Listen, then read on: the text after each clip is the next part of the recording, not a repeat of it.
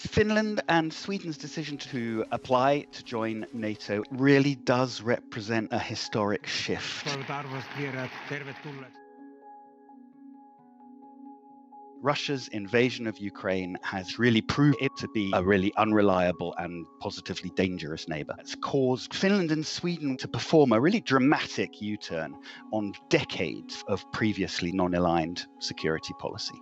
They are ready to attack a neighboring country. Om Sverige skulle bli det enda EU-landet i Östersjöregionen som inte är medlem i Nato, då skulle vi hamna i ett mycket utsatt läge. NATO is a defensive military alliance that was founded with the aim of countering post-war Soviet expansion. It commits the members to come to the defense of any fellow member that's attacked. Finland and Sweden remained determinedly either neutral or non-aligned for fear of antagonizing Russia. Sweden has remained neutral so far for ideological reasons. Finland, on the other hand, has had very pragmatic reasons. Finland fought two bitter wars against the Soviet Union during the Second World War. It has an 810-mile border with Russia, and throughout Finnish history, invasion from Russia has been the big threat. Finland and Sweden's decision probably isn't going to have an immediate impact on the outcome of the war in Ukraine. It is, however, by far the most important geopolitical consequence of Russia's invasion of Ukraine. These two Nordic countries' accession to NATO will effectively double NATO's border with Russia, plug a large gap in NATO's defences, and this decision really does represent a historic shift in attitudes. Och därför så anser jag att vi måste välja sida.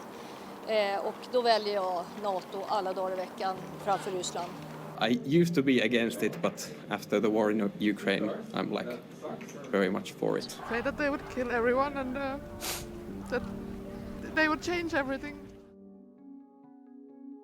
For Russia, which has long liked to portray NATO as a threat to its security, it obviously represents an alarming move. Since the start of the invasion on the 24th of February, it became very clear that Finland and Sweden were thinking of applying to join NATO, and straight away Russia started making threats. Essentially provoke Russia, they're saying, into unforeseen consequences. More alarmingly, Moscow is warning that it will deploy nuclear weapons to the region. Since then, it's actually slightly been rowing back. В России, хотел бы вас проинформировать, уважаемые коллеги, нет проблем с этими государствами. Нет. Расширение военной инфраструктуры на эту территорию, безусловно, вызовет нашу ответную реакцию.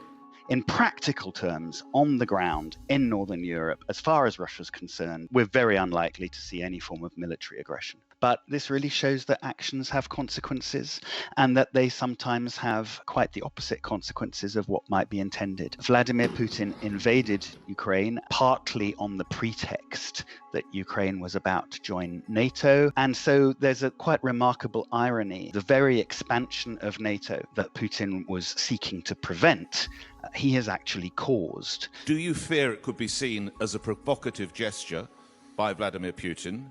Well, my response would be that you caused this. Look at the mirror.